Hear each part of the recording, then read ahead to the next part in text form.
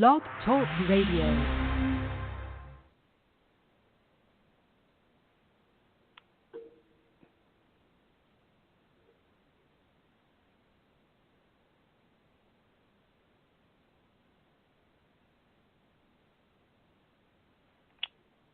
Well, nothing seems to be working tonight.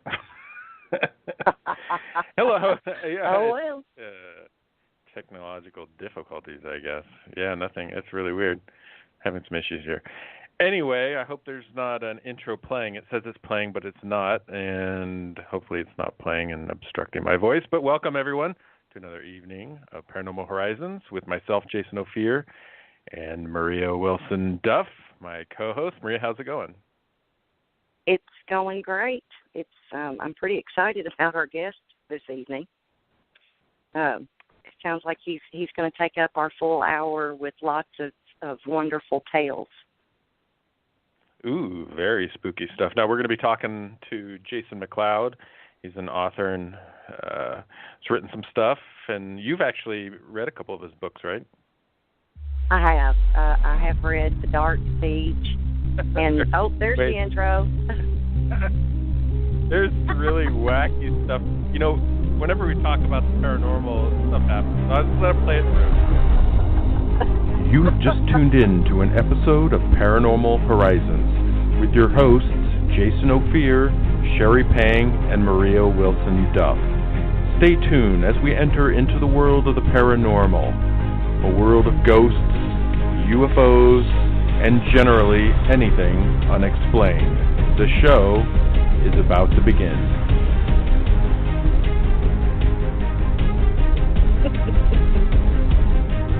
That sounded good, Jason.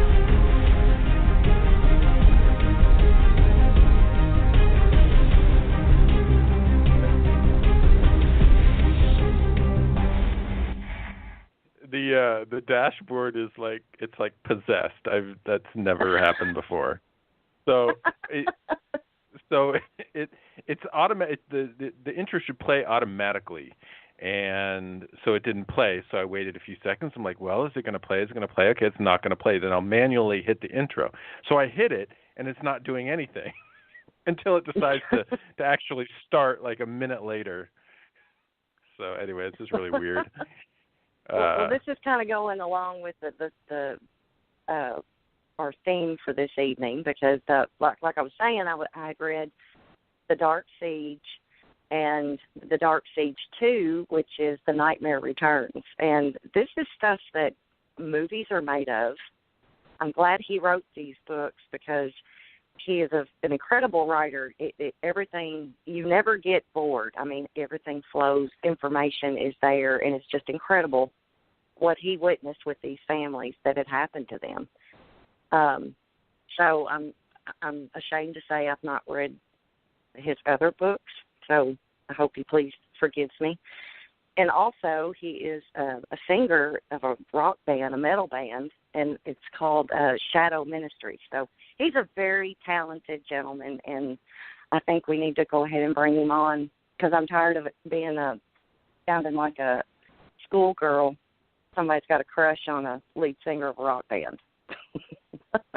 All right, we'll bring him on. Hey, Jason.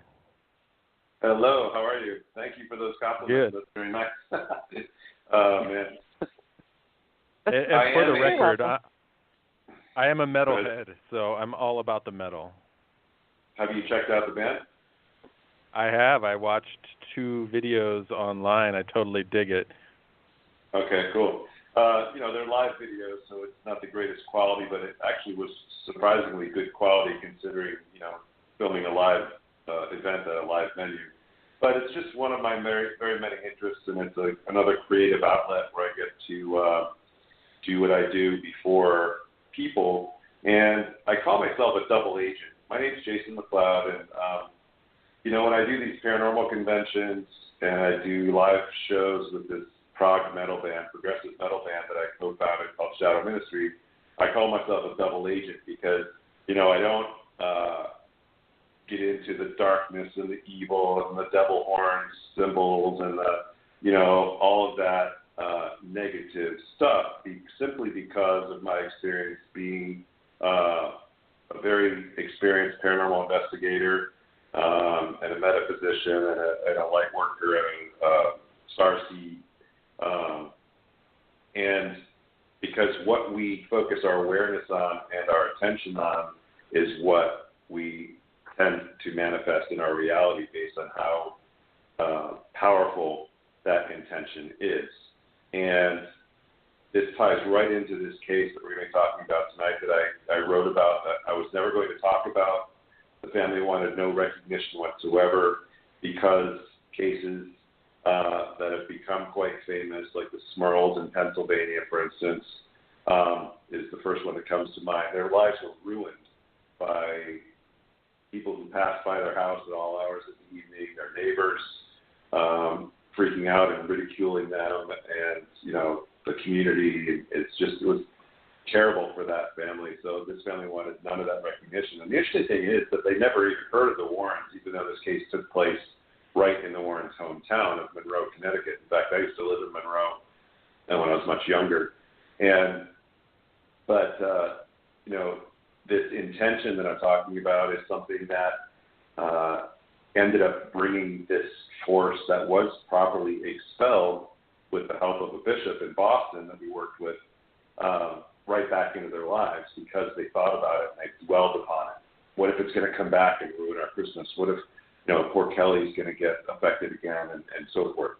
So I kind of jumped ahead of the game, but basically do you want me to just go into my history, or am I going to just wing it, or do you want to ask questions, or would you like to?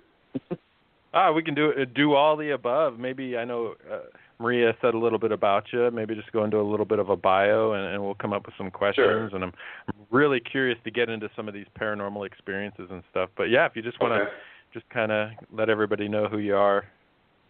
Sure. Well, my name is Jason McLeod, and I'm from Connecticut. And I had always been interested as a little boy in spirit, and understood that, you know, we were spiritual beings having a temporary physical experience. I was always looking out at the stars. I was always saying, why am I stuck here when there's so much out there? And I felt like I was just dropped off. But and I had something very important to do, and I really never understood what that was until later. But middle school, I was always in the library looking and reading about mythology and ghosts and religious studies and from all over the world and so forth. But it wasn't until I was 18 years old in Westport, Connecticut, and I pulled off the book The Demonologist by Gerard Riddle off the shelf from the Staples High School Library, which was about Ed and Lorraine Warren and their most terrifying cases that they had ever investigated up to that point in their careers, of course, which began way back in the 50s. And I read it, and I was actually stunned about the activity that was happening, and things that would absolutely just blow people away, or crack their personas, or just cause them to be completely lost and broken in many ways. I couldn't believe that some of these people, especially children, were experiencing them, and I really had no interest in getting involved in it at that point. Connecticut's a very small state, and I knew that the Warrens were nearby, in fact, the town that I grew up in for part of my life. But I put it back on the shelf, and it wasn't until, this was 86, and it wasn't until 1990 that I was with my friend in his car, and we listened to the radio, and it was about the Warrens investigating a case that was involved in the 3 Men and a Baby movie editing phase, where they saw the spirit of a boy holding a high-powered hunting rifle hiding behind the curtain in the editing phase. And, you know, they said, you know, there was no hunting rifle and there was no boy on set. And Lorraine determined, being a light trance medium, that this boy committed suicide on property a while back, and it turned out that he did. And I turned to Lou and I said, that'd be so cool to work with them. And he turned to me and said, yeah, no kidding. The very next day, he called me. Lou is a paramedic and a former Army combat medic, and very well known in the Norwalk area. And he called me, I think it was the very next day, he said, you're not going to believe who just called me. And I asked who. He said, Ed Warren. I was like, what? Right? And he said, Ed was having heart issues. He called the chief EMS to have a medic recommended for their team, and he gave Ed his phone number. And Ed proceeded to call him and invite him to their Monday night class at their house, in the museum portion of their house. I said, you have to get me in there. It's time.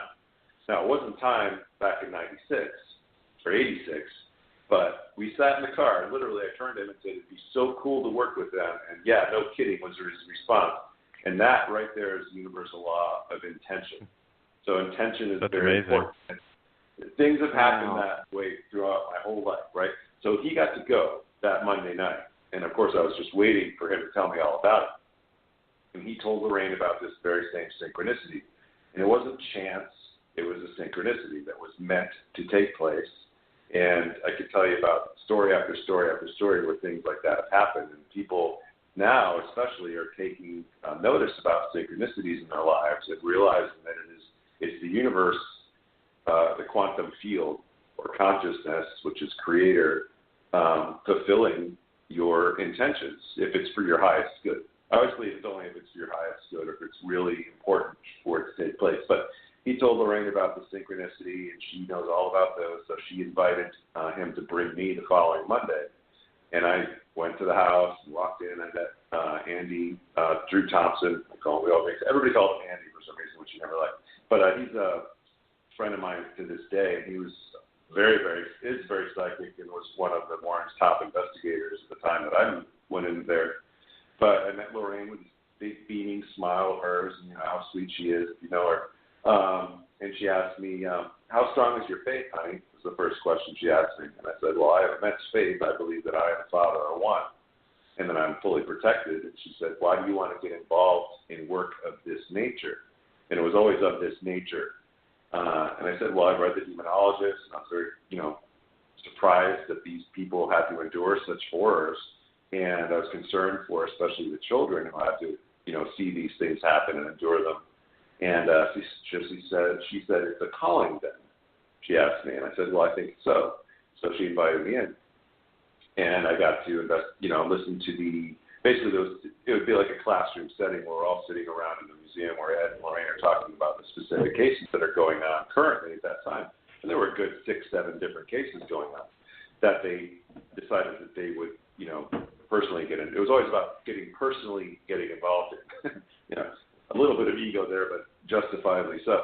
But so we got to learn about these cases, and to my astonishment, she assigned Lou and I to this case to investigate on their behalf without any experience whatsoever the very next evening. I was like, what? Oh, my goodness. And, and it turned out to be incredible, the things that I couldn't believe. I mean, I don't know if you want to get into that, but briefly, it'll have to be briefly because we only have an hour. But it was a husband and wife. They just moved in. They had a newborn baby, and every night they would see an apparition come through the wall in their bedroom, walk down the hallway, stop in front of the crib in the other room, and then disappear through the wall, scare the baby out of its wits, and then walk through the crib and disappear every night. So I set up a camcorder. This is one of those big old VHS camcorders on a tripod that my mom had, and aimed it at the wall where she was going to be coming out of, and then the husband and wife and Lou and I waited in the next room down the hallway waiting I drew all the blinds, lit some candles, and we waited in the room down the hall, and all of a sudden a bright blue flash of light went off, like lightning went off in the room. We all just stared at each other with our jaws hanging slack. We all saw it. We're like, wow. And I thought, wow, we're going to get the greatest footage ever in our first case. And we waited and waited to see this apparition come walking down the hallway. Well, we didn't see any apparition, but upon entering that room, we all smelled a very potent almonds, like a almondy perfume smell.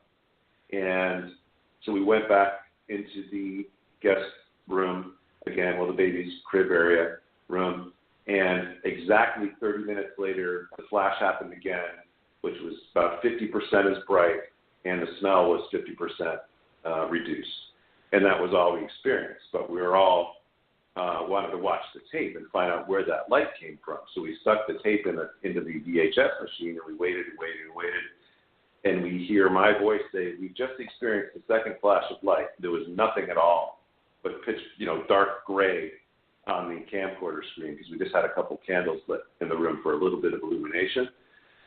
So we were all bummed about that. But when I dropped the tape off to Lorraine and then waited till the next class and we all discussed it, well, she said that woman was, I'm sorry, I missed the most important part. So we're watching the video and we hear Lou go, "Did you hear that?" We're like, "What?" We didn't hear anything. He identified a specific heartbeat on the VHS tape. Very faint. He's trained to listen for these things, but we would have completely missed it. He identified that's a diarthritic heartbeat, right? And the next one was, that's an arthritic heartbeat. And the third one, he heard a different heartbeat. He was literally ghost white, no pun intended. But he was spooked out of his mind because he identified 3 different heartbeats. Now, there was never any body close enough to the camcorder, nor was the camcorder sensitive enough to pick up the heartbeats, but there they were. So when we went over the tape the following class, Lorraine said she was there. She wasn't going to give us any evidence that she was there on the tape, but the heartbeats were a specific message meant for Lou, and Lou alone, because the 3 of us missed it. He was the only one that got it. And he was about 50% spooked out the door completely and ready to just give up and think this is just too much for him to deal with for some strange reason. Wow. Because he's seen all kinds of amazing things and all his training and his experience as a medic. But the bright blue flash of light, we all saw it. So how did we see it? Well, we all saw it through our pineal gland, which is photosensitive, has rods and cones. It's the tiny pea-sized or grain of rice-shaped gland in the center of the left and right hemispheres of the brain. And when that functions with the pituitary gland, they call it our gateway to the soul or our sixth sense or our third eye. Why do they call it the third eye? Because we're able to see. So the third eye is how you have full multicolor dream images when you're in a pitch black room and your eyelids are closed. So that's the secret, is our pineal gland is what enables our sixth sense and our ability to see auras and to see spirits and to see things that are outside of the range of our 5 senses to decode. I've learned that all these years later, of course, on my own. But that's how we all saw it. And that's how some people see UFOs and others don't, or how some people see things and others don't, and question the ones that claim to see things, or that you have mass sightings where everybody is experiencing these things. It's quite fascinating. But that was the first case I ever investigated with them for the Warrens. And I talk about this case, how I met the Warrens, like we just discussed at the beginning of the show, all the way through some of the most fascinating cases I've ever experienced, up at the end of the Dark Siege novels. It's called Dark Siege, A Kinetic Family's Nightmare. And what made it completely interesting, and I thought I would do something completely unique, is I included a detailed chapter-by-chapter analysis at the end, which is the final 100 pages, and that is explaining who I am as the author and my experiences working with the pioneers of the modern ghost investigation craze, the Warrens, of course, Ed and Lorraine Warren, my mentors and my friends. And because it's kind of rare that people get to work with them and experience the things that I've experienced, I thought it would be fun for people to read about that. And then also about what the family did right and wrong every step of the way, and why these things happen, explaining them through quantum physics and the law of attraction and intention, which are, like I said, is very important, and the law of conscious manifestation, and how it's all about frequency and vibration. Everything is frequency and vibration, and how love is the most powerful, highest frequency. Actually, compassion is heart-centered compassion, but love is one of the highest frequencies there is, and that is what dictates what you'll experience in your life, what kind of people you'll bring into your life through the law of attraction, and how to defeat these things. And it's the same thing that I preach in one of our songs. Well, I don't preach it. It's in the lyrics of one of our Shadow Ministry songs called Crucible, and how love defeats the darkness and love is the way. And it's the last thing you'll expect to hear in a metal band, but it's part of the story that I wrote. That's a 4-song story and it's just a lot of fun, and they're great creative outlets for me. I love writing. I have a bachelor's in English creative writing, and that's what I went to college for. But my whole history about how I met the Warrens, how I wrote for the Sacred Heart University newspaper in a column called Hauntings, which let the students and the faculty and the community at large understand what was going on in the cases as they were unfolding. So that was a lot of fun. But then I transferred out to Washington State to get my bachelor's in English creative writing, and they got a phenomenal school out there. And I met two incredible psychic women who took me under their wing and really expanded my spirituality there. And then we flew the Warrens out at the school because I was writing, continuing my column there, and had the Warrens do their presentation, and we got to tour the whole Spokane area and go to the most haunted locations, and and just do like an evening event. And then I started teaching classes out there based on what I'd learned with the Warrens and what I'd learned with my two psychic mentor friends and this amazing scientist. In fact, the Dark Siege case that we'll be getting into in detail is a case that happened in Monroe, Connecticut after I graduated. And the third book in the series was meant to be Dark Siege, Rage in Rathdrum, which is a case that I was called on to investigate on the Warrens' behalf because I was out in Washington. It was a case in nearby Rathdrum, Idaho, which was phenomenally incredible. Nothing as dark and demonic as the Dark Siege case was, but equally as interesting because there were Native American spirits and the family was involved in a cult, and they wouldn't let them leave, and it was just there's all kinds of stuff going on there. There was a vortex, there was a barrier preventing anybody from crossing over in that whole region. That my friend, the scientist, figured out, and it was fascinating stuff. So there's so many cases to write about, including several others that I investigated, with the Warrens and so forth. I just have to make sure that they're not, the rights to those individual cases haven't been sold and so forth, or just tell it from my own perspective by changing things like names and locations and things like that, which is a common way for people to reveal what's going on in these situations without, causing any problems for anybody. The most important thing is you don't want to cause any problems for anybody who's had absolutely devastating infestation, oppression, and or possession that has taken place on their property or anywhere nearby. I just handled a case up in upstate New York with, I called Bill Dean to get involved, and he and I went up to this case in upstate New York the November before this last November, and that was a fascinating situation too.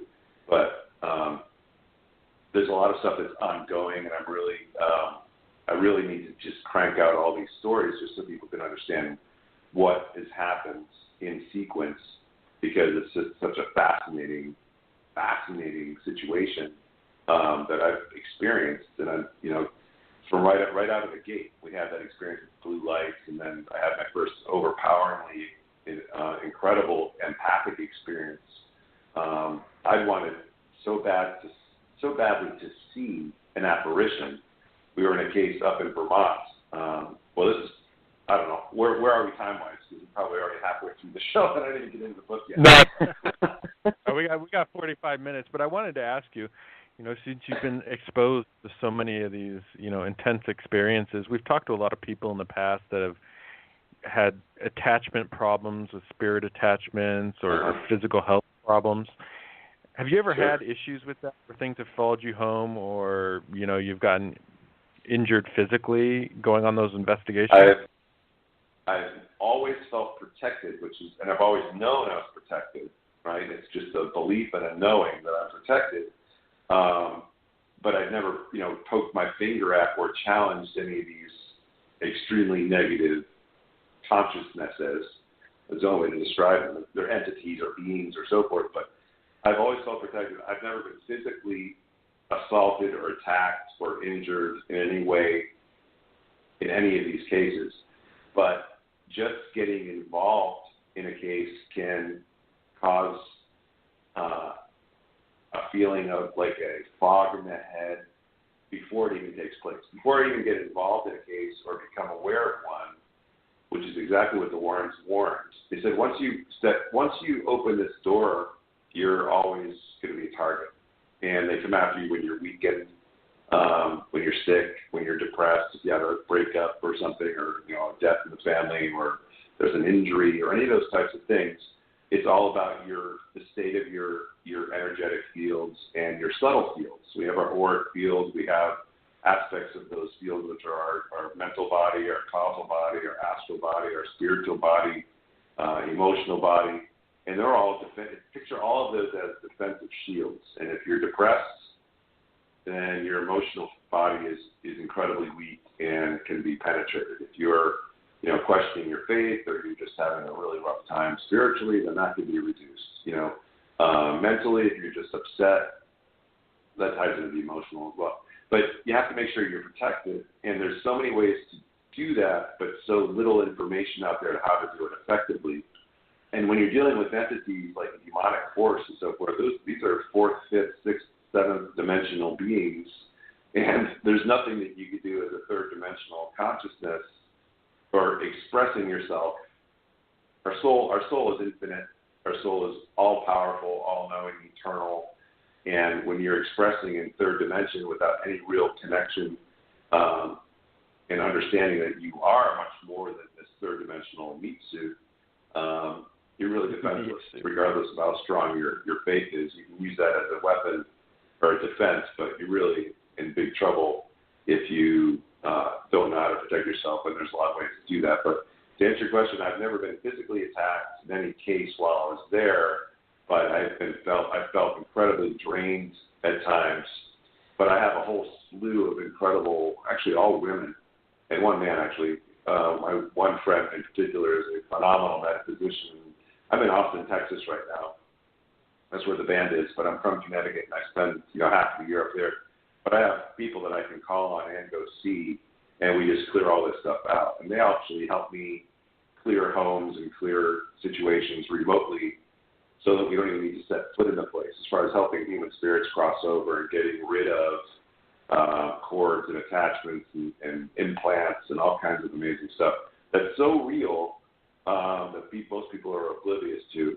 But you can raise your vibration using crystals, but it's mostly, or block negative energy using specific crystals. Sage is effective. I explain all this stuff in the Dark Siege chapter analysis section, that raising your vibration through saging or using sandalwood or holy incense, frankincense and myrrh, for instance, these are all very high frequency or high vibrational smokes and oils that you can diffuse into the air. And that's why the bishops in the churches are walking down the aisle with the censers, which are shooting out the frankincense and myrrh smoke. There's a process called sufumigation, which I performed personally in the case in Dark Siege while the exorcism was happening in the church, and also in the case in Rathdrum, Idaho, and that raises the frequency. So if you think how when we drive by a road, we drive down the road, we get in range of the skunk smell. We're so repelled by that. We don't want to go anywhere near it. We can't wait till it passes and we get out of there. That's the same thing as fumigating or fumigation of a home or a place using high-frequency smoke, sandalwood, frankincense, myrrh, sage. It all works. It's making it uncomfortable for anything of a low vibration to stay within that zone or in that house, and it tends to cause them to leave because it's incompatible with them. It's very uncomfortable for them to stay. The same way we would, like I said, we'd be repelled by a skunk or a really awful smell in a house. But there's so much to talk about. I know. But I know how to clear it, and I have help to help me clear it. Should I become overcome as far as just feeling foggy-headed or just lethargic and just not able to focus, and that happens. And they mess with a lot of technology. They mess with a lot of radio shows where information could be broadcast that could, expose them for what they are and teach people how to defeat them. But like I said earlier, I alluded to that love is the highest frequency there is. If you can raise the frequency or vibration of your living space and your sleeping space and your workspace with love frequency, radiating it from your heart, obviously, and knowing that this is God within you, you are really doing a great service to make your place off limits to these low vibrations, and also, keep them away and keep them out. So, Jason? What is your opinion of people that just think it's okay to go in and sage their own home when they're not experienced in anything? You can sage. All you're doing is everything is intention. So if your intention is to go in and just raise the vibration of the home and clear out stagnating energy, and to seal the place off, your intention is everything. And we are so powerful. We are such powerful beings. We just don't even give ourselves any credit, because we're just taught that we're less than, that we need a priest, or we need somebody else to go and handle these situations.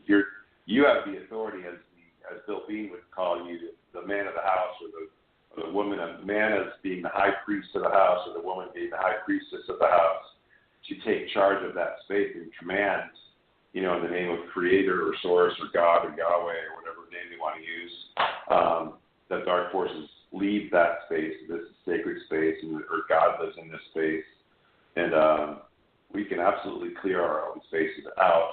And but if it's a human spirit that's lurking around, as is often the case, which is what I get into in my third book, about how and why this happens, then the saging isn't going to do anything, because these are people just like you or I, who've left the physical body, who are now in their spirit body, who are completely and fully alive, living their life outside of a physical body, inside a spirit form, and they're just fine and think the space is theirs. And on another level, they're really sharing the same space with you. They're sharing the same living space, and they're living right alongside you. But the secret is, this most important information is that when we get into the subject of human spirits, is that the human body and the human faculties, the senses, the human faculties, the eyes, for instance, can only see less than 1% of 1% of the matter, space, and energy around us, which is the ultraviolet spectrum. And it's so pathetically small, the things that we can actually register with our own eyes.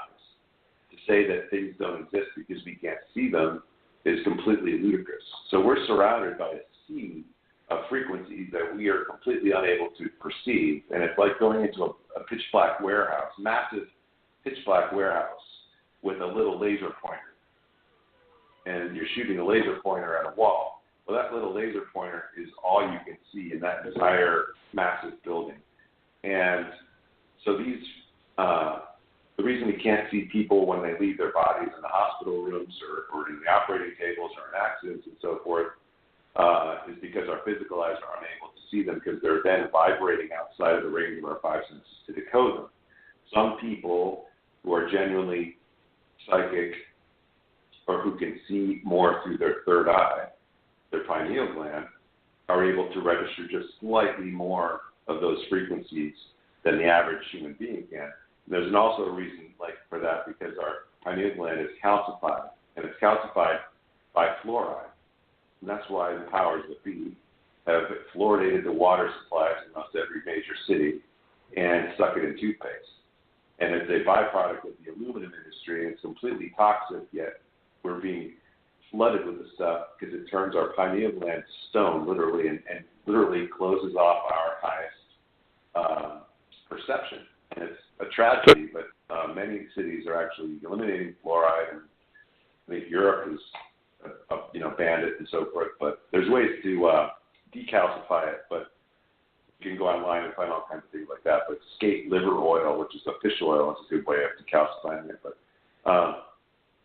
is that like an organized agenda? Like they've thought that out. They want people to have their pineal glands calcified. And wow, that's the docile. first time I've heard. Huh. And it keeps people docile. They started using it in the concentration camps in Germany. So Americans are all fluoridated beyond belief. And that's why the yellow vest movement is taking place in Europe, and Americans are just sitting there going, I'm not going to get involved. But it's really true. And it's really fascinating. So, God, what else? There's so much to talk about, but what else do you want to go into? I wanted to part. Go ahead, Jason. Go ahead. I just was going to say, I'm in Portland, Oregon, and I know that our water is not fluoridated, but there was a push for it. So I don't know if that ever manifested or not, but that definitely adds a new thought to it. I had no idea. Sorry, Maria, go ahead. Mm-hmm. What I was going to say is that they put that in the water under the pretense of this is going to help your teeth.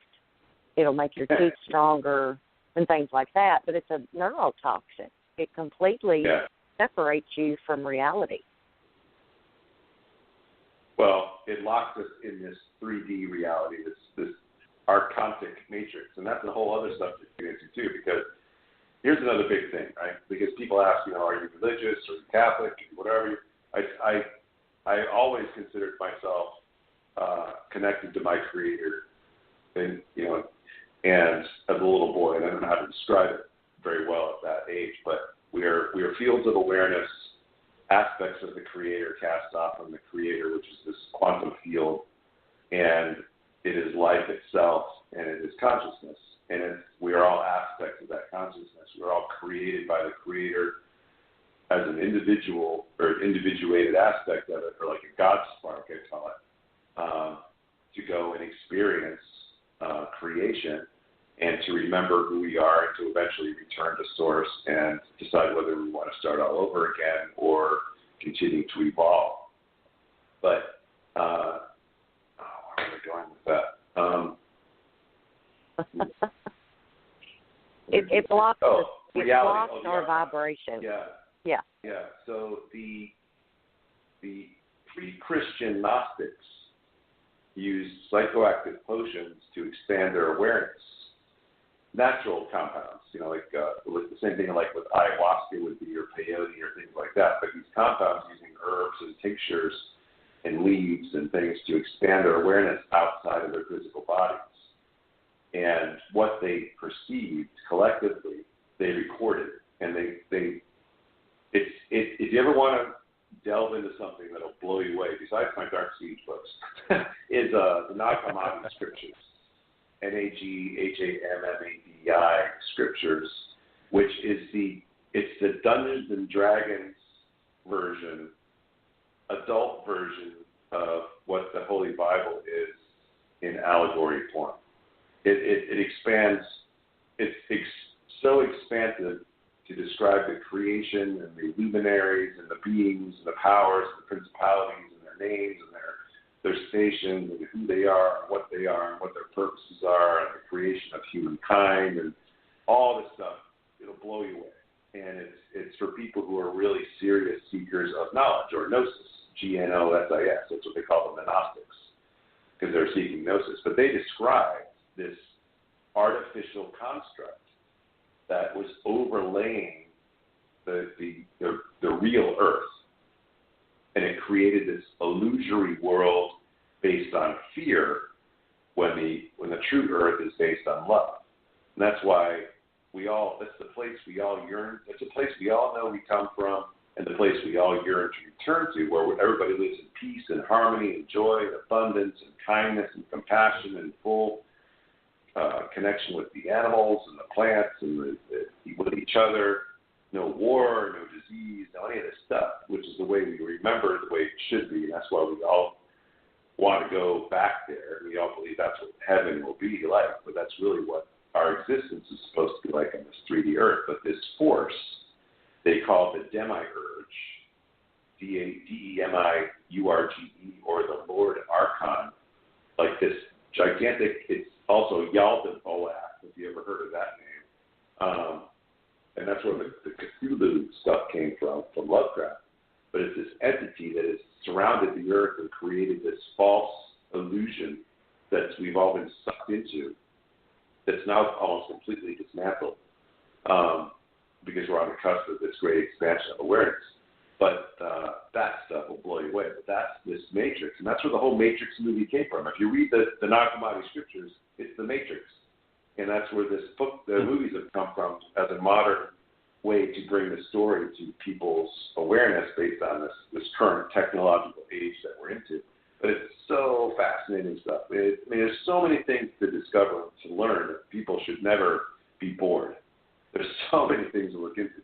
So all of these things that I've accumulated in my own awareness over the 50 years that I've been born now. I just turned 50, have really just been one more piece of the puzzle, or one thread in the grand golden mosaic that is my life, and that is everybody's life. It's just been a heck of a ride, and I really enjoy reaching out to people when I do these big paranormal conventions, and then I'm starting to do my own presentations and lectures and so forth, specifically for the elderly, because they start to really worry about what to expect and everything, and there's absolutely nothing to worry about, because this life is the trial and the tribulation, and it's such a release to leave the physical body.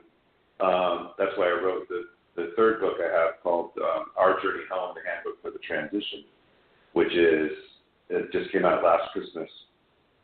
And it is beautiful, and it's large print, and it's loaded with beautiful illustrations, and it's meant for people who are in hospice and their caregivers to help them lose the fear of leaving their bodies. Because so many people have talked to me after they've read my books, and they said the analysis section helped their loved ones lose their fear of letting go and leaving the body. And I said, it's so beautiful. I said, and it'd be so much more effective to hand them that beautiful book than to say, here, read this absolutely horrific demonic infestation story just to get to the analysis section to lose your fear and understand how love conquers darkness. To be able, it's for people who don't want to expose themselves to that, because it is terrifying what happened to this family. But it's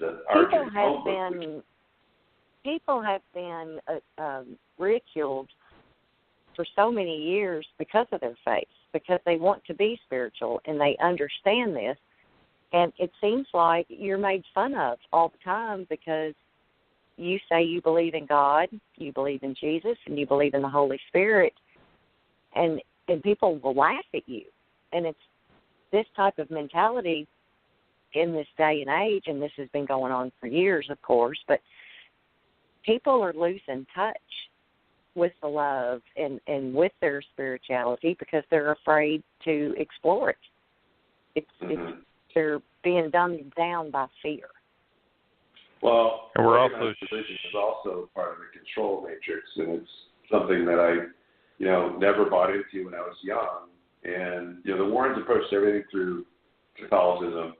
My grandmother was born again Christian, so I had that. I had the Warrens, and I used all of that information. But when I met my two friends who were incredible psychics, they handled everything through spirituality. So spirituality is going within and learning about spirituality through your own experience, right? It's experiential versus, studying the Quran or studying, the Torah or studying the Bible or studying, with anything else that's been presented to us as the truth, in quotes, when they're all really part of this control grid to keep everybody separated and divided and at war with each other and to keep people under the mistaken perception that they're less than, or that they're not powerful enough on their own right, that they need to give all of their power away to some other entity that they present as somebody that people need to worship, for instance. Like I think so many of the stories, if you read the Nag-Hammadi scriptures, it's a completely different picture than what's portrayed in the Bible, for instance. And, of course, the Catholic Church branded them heretics and burned all their manuscripts, except the ones that they actually buried and that were uncovered. And it's a phenomenal read. But they describe this all-encompassing Lord Archon or Demiurge, which has basically tricked everybody and inverted. So much of what we believe to be true is a complete inversion of the truth. meaning it's completely opposite. It's turned upside down, or it's turned on its head. And that's a whole other conversation too. But we are eternal, immortal, infinite fields of consciousness, temporarily animated physical bodies, and we're given names. This is another thing that I talked about at the beginning of my Our Journey Home book, is that you're not human, right? Your physical body is human, but your soul comes from elsewhere. You're not Mary or John or Jason or any of these names. Those are just a name that has been given to you by your parents. Yet when you stop identifying as infinite awareness and then identify yourself as Mary the schoolgirl or John the janitor, or Ralph the pilot, then that's just a certain aspect of your current life experience. It's not who you really are. So you're not any of those things. You're not your body, you're not your name, you're not your career, you're not your gender, because the soul is genderless. And I'm not getting into the whole gender confusion things that's going on right now. I'm not going to touch that. But it's the it's the body. You're either one or the other, right? I'll go with the one of two. I don't believe in all these extra genders that they've created. It's part of the confusion of the society. But I'm sorry if that upsets anybody, but that's through my experience. That's what's going on. Is the soul is genderless. It's neutral. But the body has genitalia and hormones and all kinds of things. Sure, our energy field is both masculine and feminine, and the ranges vary depending on the entity and the experiences in the past lives and the parallel lives and the experience of that consciousness. But we're not any of those things, and the body is just an electrochemical biological spacesuit to experience this third dimensional, this specific vibration. And when the body fails, the consciousness vacates the body, normally through the crown chakra, and realizes it is completely fine. It is unscathed. No matter what happens to the physical body, nothing can affect your eternal awareness. And you may be distraught over the sudden demise of the physical spacesuit, but you quickly get over it, and you realize, hey, I'm still very much me. I can see, and I can see even though I don't have physical eyes. I can hear though I don't have physical ears. I can make sense of what's going on even though I don't have a physical brain to determine what it is that I'm seeing or hearing. So, it gets much deeper in what to do once that happens. This book I'm telling, the Our Journey Home book, about what to expect and how you'll be unable to interact with physical objects anymore, even though quantum physics has proven that nothing is physical. Everything is vibration, electromagnetic state against electromagnetic state. And that's the key to this whole thing. So the key to the whole paranormal is that all of these things, these ghosts and apparitions and demons and devils and elementals and fairies and all, witchcraft and voodoo and sorcery and all things that we can't register with our physical eyes, that can only see 1% of 1% of what's out there, are all vibrating outside of the range of our physical senses to decode. So you may create a gadget that could be a little more sensitive to maybe pick up flashes or voices, bits of communication, or a flash image of a spirit, or a heat sensor or something like that. But all you're doing is registering something that is beyond your normal range to discern, but they're very much real, and they're very much in their own vibration as alive as we are. And that's just the fourth dimension. Then you have the fifth through the 12th, and these things go right. They continue to rise up in their vibratory rate further and further away from our ability to perceive. So if we're all shifting, if a human spirit leaves the physical body, it's no longer in third dimension, it's in fourth. And the fourth dimension is really the realm of thought. And there's a lot of negative entities that dwell within the fourth dimension, but they're outside of our range to see.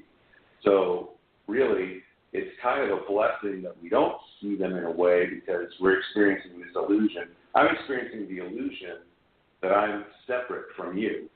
I'm Jason, and I'm separate from the other Jason that's on, that's the co-host of this show, for instance, right? I'm separate from you. I live my life, you live your life. But the reality is that spiritually we're all one. In third dimension, we're not, because I have my own parents, you have your own parents who were provided a genetic makeup to create this physical form that I'm using so that I can interact here and experience whatever it is I want to experience. And when the ride is over and my body fails due to old age or an accident or a virus or something, my consciousness vacates and I go off. And there's several things you can do. You can stay earthbound, which is what we have when we have ghosts, where you go back to your former surroundings. Oh, so you're in a car accident on the highway, right? Your car gets destroyed, your body's mangled, your consciousness is flung out of your body, and you're like, wow, I want to be home. So we're going to flash, you're back home in your living room, or sitting at your desk, or sitting in your easy chair, or on your bed if you were, very old, and that's where you wanted to spend most of your remaining days. But there you remain, vibrating outside of the range of those who are still embodied to see. And if they're sensitive enough, they'll get a glimpse out of the corner of their eye, or they'll smell your cigar, or they'll smell your perfume, or they'll just sense that you're there in your house. And it's still very much your house, but you're able to perceive them fully. In fourth dimension, you're able to perceive everything going on in third dimension because you're higher. You're outside of third, you look down. You can't go from third to fourth and see. Yeah, well, that's what it is. And that's why that's not fair. When a new family moves in and they start tearing walls down, right, and start doing building additions on the house or doing whatever it is that they don't want to happen, that's when activity can start to happen. And then you have somebody coming in thinking they can sage them out, but that's not going to happen because they're saying, this is my house, goddammit, get out of my house. And until you have an open and honest communication with them and say, hey, you left your body. Do you remember when you left your body? I try to talk to them and say, do you remember when you left your body and how frightening that was or how scary that was? Well, the physical world of the third dimension is no longer, available to you anymore. And you really should just go on and choose to return to Creator. I always say choose to go straight to the Creator. Don't go into the light, because that could be the great bug zapper, right, that zaps your consciousness, which is what the Gnostics figured out, right? That's the giant bug zapper where you forget everything and then you're shuffled right back into a body again. That you go, in fact, Janeway, they did a Star Trek Voyager episode about that very thing, which was fascinating. But soft disclosure there, as far as I'm concerned. But I choose to return home to my Creator. Creator, take me home, type of it. And that's what I encourage everybody to do, because you really don't know if the apparition that appears before you is really your Uncle Bob, or is really, Father McKenna, or any of these people that you would trust to follow, or especially if you're told to follow. You have to come with me, this way and go through this door and things like that. You have to be very careful about who you're dealing with, and always trust your intuition. So trusting your intuition is the most important thing to do while you're embodied and not embodied. Disembodied. So, definitely. Gosh, yeah. So let's just extend the show for another 6 hours, and maybe we can cover a lot of stuff. But so what about the skeptics out there? Do you ever run into skeptics that say, spirits and demons don't exist. It's all in your head, and people just imagine these things. It's not real. Do you run into a lot of that? Not often, but if I do, they just have no experience in the matter. You can't. So, for instance, you have a near-death experience, right? Individuals leave their bodies. They're seeing colors they can't even describe when they come back into the body because they're experiencing colors that we aren't able to perceive. We can only perceive the electromagnetic spectrum here, right? The electromagnetic spectrum, which is all the colors in the rainbow, and that's it. So they come off, they describe colors, they see entities, they hear sounds and musics and things like that are just so incredible compared to what they experience here in this lower vibration that you can't even explain it, right? So there's no way that anybody who hasn't experienced demonic activity like I have, for instance, can have any frame of reference. They have no idea what they're talking about. And they just dismiss it outright. So I always go back to the human eyes can only see less than 1% of 1% of what's out there. So if they can't see it and they say it doesn't exist, then how ludicrous is that when they can only see less than 1% of what is possible to be seen, right? So it's really a debate you can't have because one individual has no experience and the other, has their experience that they know to be true. So it's just a moot point, and it's hard to deal with, and so many people question everything, but that's it's good to question everything, but it's there's no getting through to those types of people. So if you've had experiences outside of the third dimension, for instance, you can't explain that to somebody who hasn't experienced it themselves, and it's just that's it. But that's what this whole experience is about. We're here to experience. The soul seeks experience. We can know because we know everything when we're outside. When we return out of this body, we know everything. But until we experience what it's like to be a crippled in a wheelchair, or a superstar athlete, or a priest, or a prostitute, or a homeless man, or a guy that lives in a mansion, or all the myriad of things that we can experience, until you actually go and experience it and how it affects you and how others in your life are affected by it, you really don't know what it is. That's why they say don't pity anybody in a wheelchair, don't envy any superstar, or don't be jealous of anybody else's success, or feel sorry for them based on what they're experiencing in their life, because everything manifests in people's lives based on what they choose to experience through their own thoughts and intentions. And it sounds wild, but it's really true. And we create everybody that comes into our lives specifically as the creator or the quantum field's response to our request. It's so cool. And the things that have happened in my life and the synchronicities that have happened just to satisfy my need for validation in that way, because it's happened that way for me. But man, I think we're out of time almost, aren't we?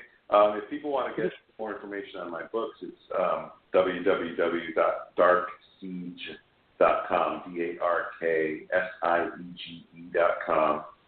It's also McLeod Metaphysics, McLeodMetaphysics.com, and that's my newest book, which is a different website I made through Wix, which is actually pretty cool. They're also available on Amazon. I have phenomenal reviews on Amazon. I think I have like 180 reviews now for Dark Siege Volume 1, almost all 5 stars. And the ones that I don't have 5 stars on are people that say, well, this can't possibly be real. This couldn't have existed. But, it's about the quality of the book and the writing of the book. It's not about whether you believe it or not. But the stuff that happened in this case is absolutely mind-blowing. And I wrote about it because it's the most fascinating, frightening, and terrifying thing I've ever experienced. And the most rapid escalation of demonic infestation, oppression, and possession that any of us have ever experienced, meaning it happened so quickly. Both books, the Dark Siege series, are required reading for Bishop James Long's demonology studies for his online class, which is a real blessing because he's a great guy. And I was on Coast to Coast twice about it. And so it's a fascinating read, and it's the most common comments where I could not put this book down, but I couldn't read it at night. And I have autographed copies here with me. If people want something that's signed or personalized, you can get it through me, through darksiege.com, or by sending me $25 via PayPal, which includes shipping, to darksiegebook, EOOK, @gmail.com. And the same thing with the Our Journey Home. I have plenty of copies of those too. But it's a lot of fun. I have a new book coming out called Renegade of Light. That should be due out in the next month. And I have all the other cases I'm writing about in the Dark Siege series, including a book about most terrifying Ouija board stories, and I'll get into how and why those work as well. Yeah, there you go, Jason. That's something, Mr. Catman. That's something you enjoy is the Ouija board stories, because that ought to scare the bejesus out of you. Yeah. I know I don't read or watch scary stuff at night. That's I have a too active imagination, so. Yeah. Well, seriously, you need to read both of his books. I just really recommend them. It's an experience that nobody ever wants to go through. This is all true stuff. This is our world. This is good versus evil. And this is something that you better pray that you never, ever have to experience. And I'm thankful that we have people like the Warrens and Jason and people that give everything that they have of themselves and their good vibrations and their faith and to help people that are absolutely going through the truest hell on earth that you could ever go through. And, Jason, I just really appreciate your work. I really appreciate you. Thank you very much. It's always that's my purpose is to really, to help people understand these things better and how to understand that love is the key. And just, don't watch the scary stuff, turn off the paranormal shows and the horror movies and the darkness and the low vibrational stuff. And just, I'd always said laughter is one of the greatest weapons or defenses against these forces because laughter is high frequency. He's always cracking jokes and making everybody, be jovial and lighthearted and everything, and that's very important. And I wrote Dark Siege.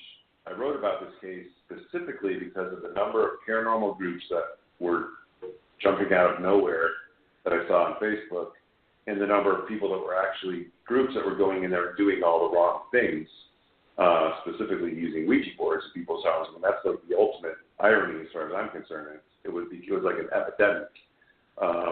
When I first decided I need to reveal this case, and I talked to the family, and I said, change our names, but if they can help one family or one individual from going through the absolute hell that they went through, then please do it, they said, and that's what I did. And, I am waiting for the right film company or movie group or producer to really bring this out. But nothing needs, it's so awful and terrifying that nothing needs to be changed. And I think like a Netflix type of situation or like an Amazon Prime type of situation might be the way to go, like in a series, because there's enough information in that case that they can go at least 8 episodes or so. But something like that. I mean, the books are great. I definitely have a talent for writing, and it's a cinematic writing style that most people can't put down, and you feel like you're right there because I designed it and I wrote it like it was a Stephen King-esque horror fiction format. And from the very beginning, when the mother and daughter were driving past the cemetery, all the way until the end. Yes, you did very well with that. You did, and I'm like you, and I understand. There's people don't understand what they're getting into. Paranormal is not something that you need to play with. This isn't a game. It's not for scares. This is real. Evil's real. And thankfully a lot of people have not experienced that. But when they do, there's very few people that can handle the situation. They all run screaming away or they don't believe what's going on. But I do believe we are out of time. I thank you so very much for taking time out tonight to speak with us. Jason, how well are you going to sleep tonight? I don't know. It's up in the air, but I do want to thank you, Jason, for coming on, taking the time to share your knowledge and your experiences with us. And I know we just scratched the surface, so hopefully we can get you back on sometime in the future. That sounds great. Thank you very much, both of you, and have a wonderful night. And remember, love is the key. Love is the key and laughter. Thanks again, Jason. Yes, love and laughter. Have a great night. Thank you, everybody. You too. Thank you. All right. Oh, wow. Now I'm wondering if, because we had technical difficulty, if that was the fourth dimension interfering with the show. That I hadn't seen that particular problem before, but it seems like every time we talk about this subject, something like that happens, and it kind of gets in my brain, and then I'm wondering, if there's some sort of spiritual you don't have to interference. wonder. You know exactly what's going on. I mean, it's that gut feeling. It really is. It's exactly what he was talking about. Trust your instincts. And, so the paranormal does come through the radio waves. We all know this. And the more we deal with this, the more problems you're going to have, Jason. So just get ready for it, dear. Well, I'm going to watch some TV, and I'm going to make sure it's a comedy to get my mind off the low vibrations. There you go. Fluffy has a new episode on Netflix, so I think that's what you need to watch tonight. Okay, I'll check it out. Let's see. Yeah, I guess we're out of time. Do you have anything else? I'm good. I don't think we have a guest for next week, but, surprises do happen. So it may just be me, you, and Sherry just kind of hashing it out on the things that have been going on lately in the paranormal world. Cool. That sounds fun. I always like that, and I'm sure we can find plenty of stuff to talk about. All right. Well, with that, I just want to thank everybody for their activity on the Paranormal Horizons Facebook page. I'm kind of astonished about how much our posts go out there. I think I made a post a few days ago. We have 1.9 thousand likes, and our 1 month we reached 43,000. I think this week alone we're already at 14,000, reaching people, and so thank everybody for their activity at that, and hope everybody has a fantastic week. Download our episodes. We're on Spreaker. How many other? We're on several different of the podcasts, so go find us and download us. Yeah, there's because we joined a network. We're on a lot more platforms now, and the show just keeps growing and growing and growing. And I think this was something like episode 238, something like that. Yeah. Like 5 solid years of Paranormal Horizons. So we want to thank all the listeners out there. And what's that? Wonderful. Anyway, hope everybody has a safe and fantastic week. We'll see everybody next Sunday, 8 p.m. for another episode. And everybody just stay positive and laugh a little. We need to keep those vibrations up. Good night, everyone. Good night.